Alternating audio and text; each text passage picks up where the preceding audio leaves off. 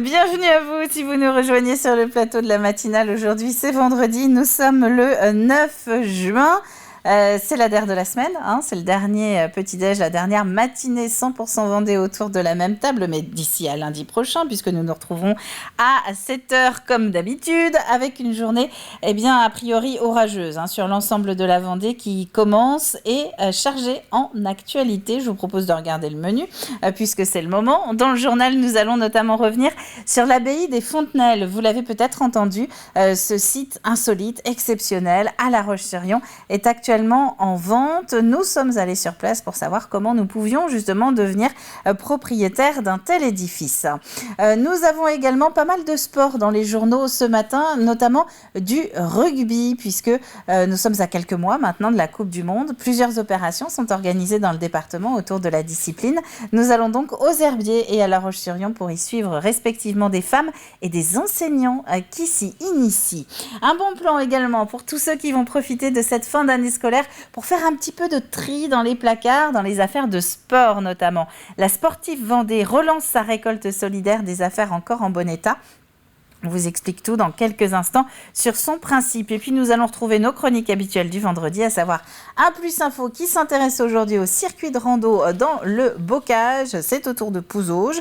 Des idées de sortie aussi, et puis la dernière ligne droite de notre jeu. Avant tout cela, la météo. Et on va regarder ces cartes qui n'ont rien à voir avec celles du début de la semaine. Souvenez-vous, on avait plein de jaune, plein de grands soleils. Et bien là, on a plein de nuages. Et de la pluie également et des éclairs. C'est ce qui est annoncé pour cette journée après les très fortes températures des derniers jours. Et bien voilà, patatras. Il est temps que ça claque un peu dans le ciel. Des orages donc qui sont prévus en fonction des prévisionnistes d'ailleurs, soit ce matin, soit cet après-midi. Toujours est-il que ce matin, de la pluie et des températures autour de 20 et 21 degrés. Cet après-midi, l'ambiance devrait être moins électrique sur le littoral que dans les terres. À l'est, il faudra encore compter, donc normalement, avec quelques averses orageuses pour les températures 21 à 23. Demain samedi, retour à la normale avec un ciel un peu couvert, mais pas de pluie ni d'orage, entre 22 et 25 degrés. Et ce sera exactement la même chose pour la journée de dimanche. Regardons les horaires de marée à présent. Les horaires de ce vendredi, la prochaine basse mer, si vous envisagiez, même si le temps n'est pas vraiment de la partie, de passer par le Gois pour rallier le continent à l'île de Noirmoutier, eh bien c'est plutôt autour de 15h30 pour ce vendredi. Petit coefficient en dessous de 70, donc il faut se rapprocher au mieux de la basse mer. Et nous enchaînons avec la carte des marchés et les rendez-vous du vendredi. L'ensemble des marchés du vendredi en Vendée, on peut citer Challans, on peut citer La Roche-sur-Yon, Saint-Hilaire-de-Riez ou encore Saint-Hilaire-des-Loges, tiens, pour citer les Saint-Hilaire du jour. Bonne fête aux Dianes, bonne fête également au Malcolm, pluie à la Sainte-Diane, ni grain au grenier, ni vin au cellier. Vu la météo, on sait maintenant à quoi s'attendre. Nous avons un soleil qui est avec nous en Vendée depuis 6h12 ce matin et il se couchera ce soir à 21h57. Nous passons au journal.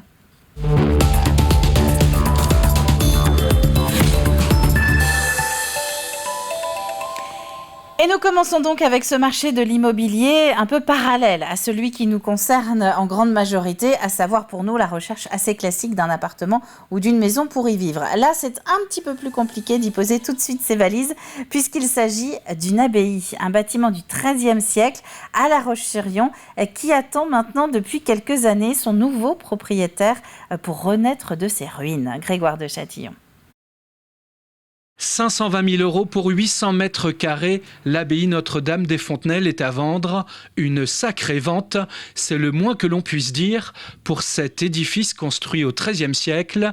Cette abbaye classée est le plus vieux monument de La Roche-sur-Yon. Elle est à vendre avec ce remarquable tombeau de Béatrice de Machecoul.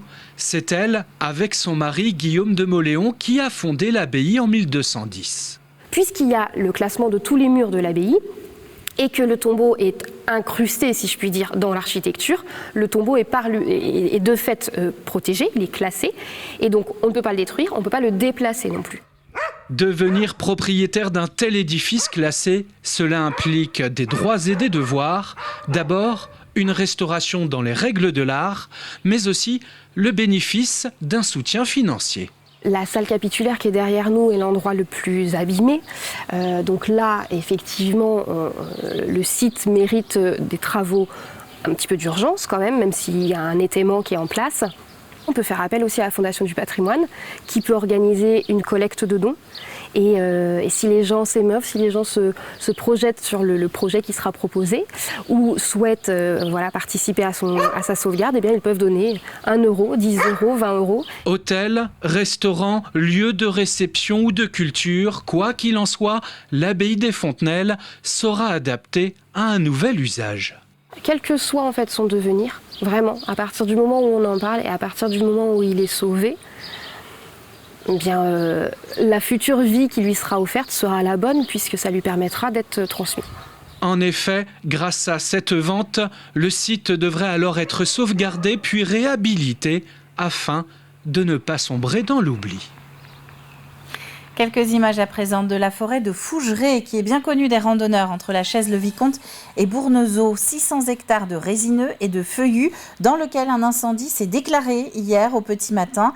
Près d'une cinquantaine de pompiers ont été envoyés sur place pour contenir les flammes et protéger notamment un château privé qui est à proximité. Au final, 1 hectare de cette forêt a brûlé. Cet incendie pourrait être d'origine criminelle puisqu'un quad volé il y a quelques jours à la Chaise-le-Vicomte a été retrouvé sur place. Une enquête est en cours. Et puisqu'on parle d'incendie, un mot également de ce septuagénaire grièvement brûlé hier en début d'après-midi à Chanay, à l'ouest de Luçon. Il a essayé d'éteindre lui-même un incendie parti dans une haie avant l'arrivée des secours. Il a été brûlé aux mains et au visage. Blessé grave, il a été transporté par hélicoptère au CHU de Tours. Terminée la confusion, Fontenay-Vendée ne compte désormais plus qu'un relais petite enfance. Jusqu'à présent, il y en avait 2, en tout cas 2 propriétaires. Le premier appartenant à la ville de Fontenay-le-Comte et le second à la communauté de communes. À la demande de la CAF, les 2 structures ont fusionné. L'idée étant de ne donner qu'un seul contact aux futurs parents et aux assistants maternels. Le pays de Fontenay avait 2 relais d'assistantes maternelles. Un relais itinérant sur tout le territoire et un relais sur Fontenay-le-Comte. Donc aujourd'hui, nous avons donc Fontenay-le-Comte et tout le territoire sous un même relais d'assistantes maternelles. Alors pourquoi des relais d'assistantes maternelles sur le territoire ? Eh bien parce que les assistantes maternelles, c'est un mode de garde important quand vous avez des familles qui arrivent. Et puis aussi, on est là pour informer les assistantes maternelles, informer les parents sur le mode de garde, sur les contrats de travail. Et puis bien sûr, nous avons aussi beaucoup de conférences que nous allons mettre en place avec des psychologues, des pédiatres. Voilà, donc c'est un point important de notre territoire. Du rugby, à présent, la France accueille à partir du 8 septembre prochain la Coupe du Monde de rugby 2023. 2 mois de rencontres dans 9 stades du pays, dont la Beaujoire, à Nantes. D'ici là, un petit peu comme pour les Jeux Olympiques 2024, toute une série d'animations et de découvertes de la discipline sont organisées. Exemple ici aux Herbiers, c'était mercredi. Une dizaine de jeunes filles âgées de 10 à 17 ans ont participé à l'opération Femmes de rugby. Alexandre Lenaour. Ok, allez. Vas-y. Au bout. Ok, c'est. Ok, avance, super. Sous un mercure qui avoisinait les 29 degrés, elles sont une dizaine à s'être retrouvées sur le complexe des Demoiselles aux Herbiers. L'occasion pour certaines, comme Anaë et Angélis, de s'essayer à la pratique. Je suis venue pour découvrir le rugby et voir si ça me plaisait autant que comment je le regardais à la télé. C'est une amie qui m'a parlé de ça, je voudrais bien en refaire l'année prochaine. Chloé et Justine ont elles aussi répondu à l'appel et sont déjà licenciées au Rugby Club Herbretais. Moi, ça fait 3 ans que je fais du rugby. Cette année, j'ai commencé ma première année en cadette. Donc on a fini championne Grand Ouest dans la poule espoir. Je suis là parce que j'aime bien le rugby et le fait d'en faire qu'avec des filles, c'est plus plaisant, je trouve. Cet après-midi, pas de plaquage, le touch rugby permet à la fois un premier pas vers le rugby dit classique, même s'il reste une discipline à part entière. Il y a toutes les grandes règles du rugby classique, sauf que le plaquage est remplacé par un toucher de 2 mains au niveau du haut du corps. En fonction de la catégorie en école de rugby, c'est du toucher de 2 secondes, donc 2 secondes pour faire la passe. Il faut savoir faire des passes, pareil, courir, jouer en collectif, beaucoup de manipulation de balles, donc de techniques individuelles à avoir. Sur les 1600 licenciés en Vendée, le département recense 100 joueuses. 5 des 12 clubs de rugby vendéens ont d'ores et déjà une section féminine. Des initiatives qui se développent et qui coïncident aussi avec les performances des équipes nationales, masculines et féminines. Juste avec les victoires des 15 de France, ça amène directement un peu de monde. Donc ces personnes-là, c'est comment ensuite les garder, les fidéliser. Et donc ça revient directement avec le rugby à toucher, le rugby loisir, et donc pas forcément directement le rugby à plaquer. L'objectif affiché est clair, faire de cette première édition de Femmes de rugby un rendez-vous inscrit à l'agenda de la saison. Le but, c'est d'aller vraiment dans tous les clubs pour qu'ils puissent accueillir cet événement-là et donc la pérenniser dans le temps. De son côté, le Rugby Club Herbretais espère lui constituer une équipe féminine de moins de 18 ans en vue de la saison prochaine. Et quelques jours avant, ce sont les enseignants qui s'y sont essayés. Un projet éducatif mené par l'Uxel Vendée, la Fédération sportive éducative de l'enseignement catholique. 35 professeurs des écoles ont participé à cette journée pédagogique pour découvrir le rugby et se sensibiliser aux programmes proposés autour de la discipline.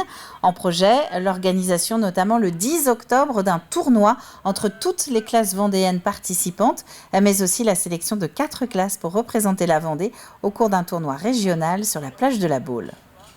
On a été emballés par l'idée de faire découvrir le rugby avec le projet Coupe du Monde qui a lieu en France cette année en octobre. C'est un sport que les enfants connaissent peu en Vendée, et alors que c'est un sport avec de belles valeurs. C'est un sport qui permet à tout le monde de réussir, en fait, quel que soit son niveau. On peut jouer au rugby. Moi, j'avais déjà vécu les séances rugby dans mon école où j'étais avant, et mes élèves adoraient cette pratique. Donc, je viens d'arriver dans l'école, ça fait 1 an que j'y suis, et j'avais à cœur de faire découvrir aussi ce sport aux Chalandais. Et puisqu'on parle de sport, quelques images enfin de la Sportive Vendée qui vient de lancer sa 2e collecte solidaire. Comme la première fois, l'idée est pour le moment de récolter un maximum d'accessoires de sport en bon état mais qui ne vous servent plus. La raquette qui traîne au fond du placard, le survêtement trop petit quelques mois à peine après l'avoir acheté. Tout sera ensuite revendu à faible coût à la rentrée. Une collecte qui concerne pour le moment le pays de Saint-Fulgent-les-Essarts, celui de Pouzauges et pour la première fois celui de Mortagne-sur-Sèvre. On souhaite justement développer ce concept dans la récupération au niveau du sport, puisqu'on sait que le sport c'est un vecteur fort d'inclusion. On pense toucher beaucoup de personnes et que voilà, le marché de la seconde main, ça passe aussi par le sport. On prend de tout à partir du moment où c'est en bon état. Voilà. En fait, plus on aura d'équipements de différentes disciplines, plus les gens pourront choisir et aller vers des disciplines vastes et variées. La collecte est possible jusqu'au 18 juin pour le pays de Pouzauges, jusqu'au 23 juin pour les pays de Mortagne et de Saint-Fulgent-les-Essarts. La vente, elle, est prévue le 16 septembre. Toutes les informations sur la page Facebook de la Sportive Vendée. Puisqu'on parle de Pouzauges, nous allons y rester avec cette belle initiative maintenant.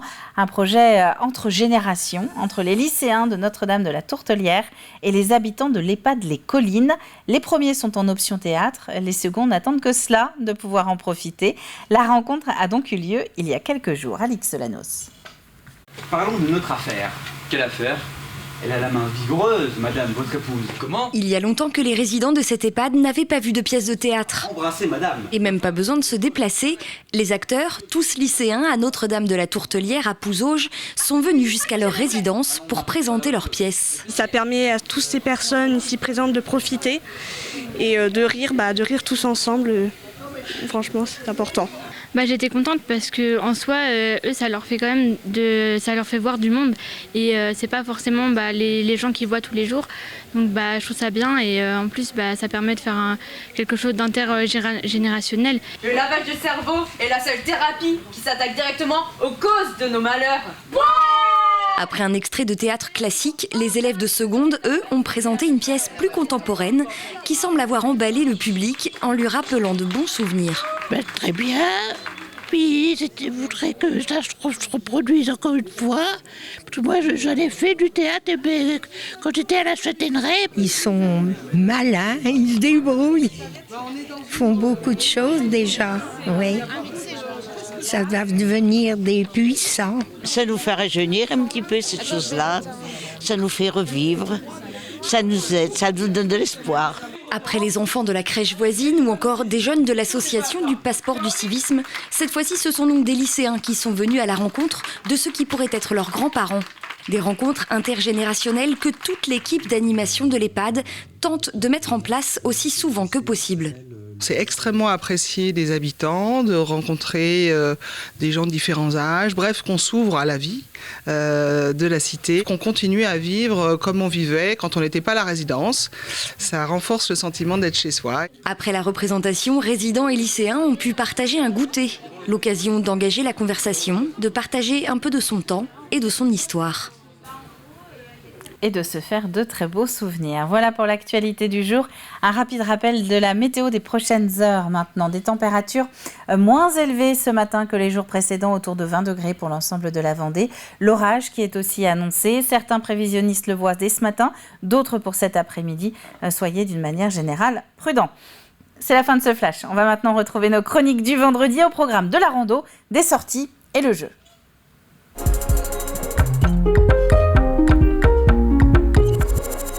On va commencer avec le plus de l'info. Vous allez peut-être profiter du week-end pour sortir, marcher un petit peu. Eh bien, dans l'est de la Vendée, le Pays de Pouzauges propose justement depuis cette année des idées de séjours rando-bocage à découvrir maintenant en 3 minutes.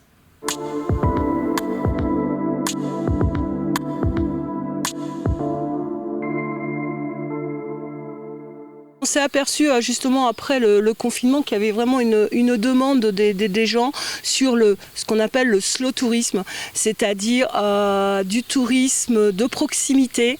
Les gens avaient envie de partir moins loin, plus souvent, et de déconnecter de leur quotidien, se reconnecter à la nature. Et ça nous a paru relativement évident de proposer des séjours de randonnée pédestre, puisqu'il y a tout un travail qui avait été fait par la communauté de communes sur la labellisation des sentiers, sur le fléchage, sur la numérisation des sentiers pédestres.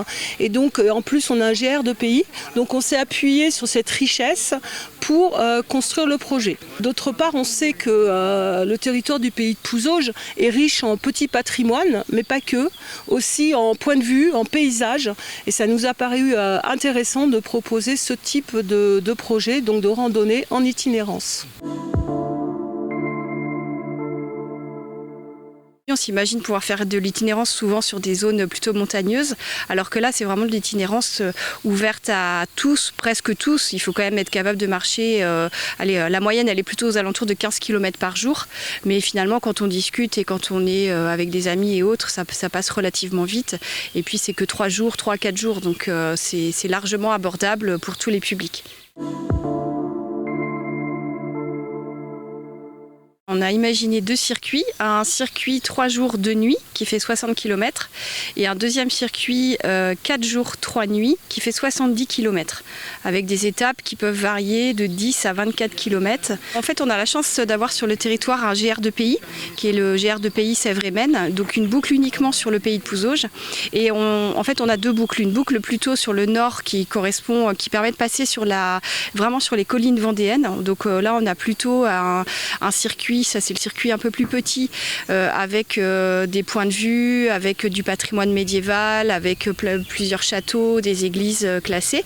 Et puis le deuxième circuit qui est plutôt au sud du Pays de Pouzauges, où là on est plutôt au bord du Lay, donc avec une alternance de paysages, les bords de rivière et également un passage aussi sur la ligne de crête des collines vendéennes. On a imaginé aussi des hébergements différents, par exemple sur un 3 jours de nuit, l'idée c'est que vous pouvez avoir une nuit plutôt sur Pouzauges, chambre d'hôtel par exemple, voilà, et une autre nuit plutôt à la campagne, chambre d'hôte, pourquoi pas de l'hébergement insolite. L'idée c'est aussi de varier sur votre séjour, de varier les hébergements pour varier les expériences en fait.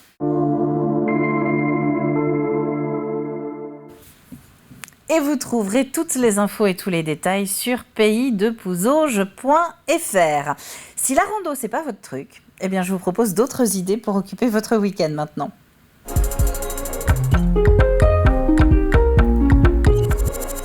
Vous avez le droit de ne pas être adepte de la promenade. Alors, cette fois-ci, dans la petite sélection de l'équipe de la matinale pour cette fin de semaine, nous vous proposons un agenda avec des expos photos, braderie et un combat de sabre laser. Oui, c'est possible, c'est maintenant.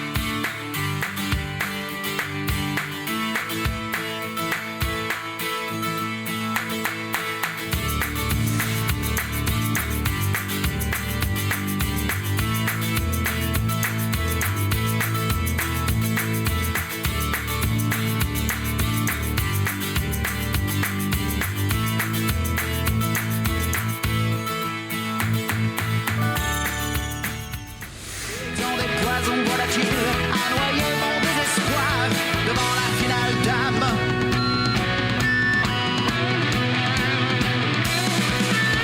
Mais cette année encore, je passerai à côté de ce foutu mois de juin. J'en ai marre du rhume des foins. Cette année encore, je resterai enfermé. J'attendrai le crachat en disant fais-moi tout ça. J'en ai marre qu'on s'aime bien.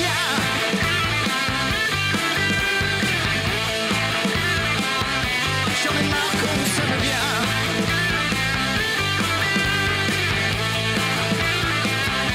J'en ai marre qu'on s'aime bien.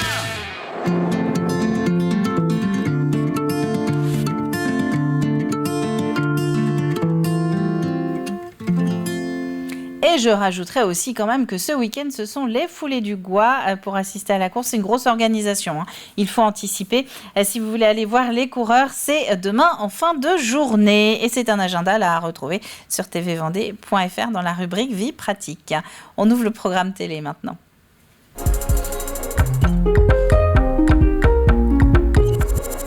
Et nous allons nous intéresser au Café de la Marine aujourd'hui. Le Café de la Marine qui reçoit cette semaine la navigatrice Charlotte Yven et son comparse Loïs Béréard. C'est le duo vainqueur de la Transat Paprec 2023 dans les Hauts-de-Saint-Barth. Qu'est-ce qui vous a le plus plu finalement dans cette course ensemble? Vous avez eu de magnifiques couchers de soleil, ça c'est certitude. On en a vu beaucoup de très jolis sur les images que vous avez ramenées. C'est sûr que naviguer au large comme ça, au milieu de l'océan, c'est un souvenir incroyable. Et après, moi, ce que je retiendrai aussi, c'est l'aventure partagée avec Loïs, qui était vraiment super sympa. Je pense qu'on a vraiment formé un binôme complémentaire et qui a bien fonctionné. Et je pense que pour une traversée de l'Atlantique qui dure 18 jours, c'est quand même quelque chose d'important. Et du coup, je regarderai un super souvenir, ouais. Ouais, c'est ça, on s'est éclaté. C'est vrai que déjà le bateau, il est quand même, pour faire du portant dans l'Alizé, il est quand même assez fun, ce bateau. Il est quand même assez sympa, même s'il est dur, c'est vrai, physiquement, mais ça fait quand même des belles glissades. Et puis quand ça se passe bien en binôme et que en l'occurrence, on était vraiment heureux d'être en mer et de profiter de ça. Et donc, on en a profité à fond et on a été récompensés, donc tant mieux. Il y avait des moments moins sympas, je pense aux sargasses notamment. On va voir un petit extrait, elles vous ont mené la vie dure. Ça, c'est le jardin privé de Charlotte, ça. Voilà. Ça, c'est son petit jardin privé qu'elle cultive, quoi. C'est bien quand même, non? Chacun sa moustache. Dommage qu'on puisse pas les bouffer. On puisse pas quoi? On puisse pas les bouffer. Ah ouais, tu manges pas, tu crois? Ça va pas très bon. Dégueulasse. Ça pue en plus. Ouais, ça sent pas super bon et il y en avait beaucoup. Hein. Ça a été un fléau quand même, il faut le dire, sur cette arrivée. Les images qu'on voit là, on voit la quille encore. C'est plutôt, des moments où vous la voyez plus du tout. C'est plutôt sympa. Il y a des moments où on la voyait plus du tout. Elle était recouverte de sargasses et là, quand tu vois ça, t'as envie de rentrer chez toi, quoi. Et c'est un Café de la Marine que vous allez pouvoir retrouver en intégralité sur tvvendée.fr. Nous, on passe au jeu.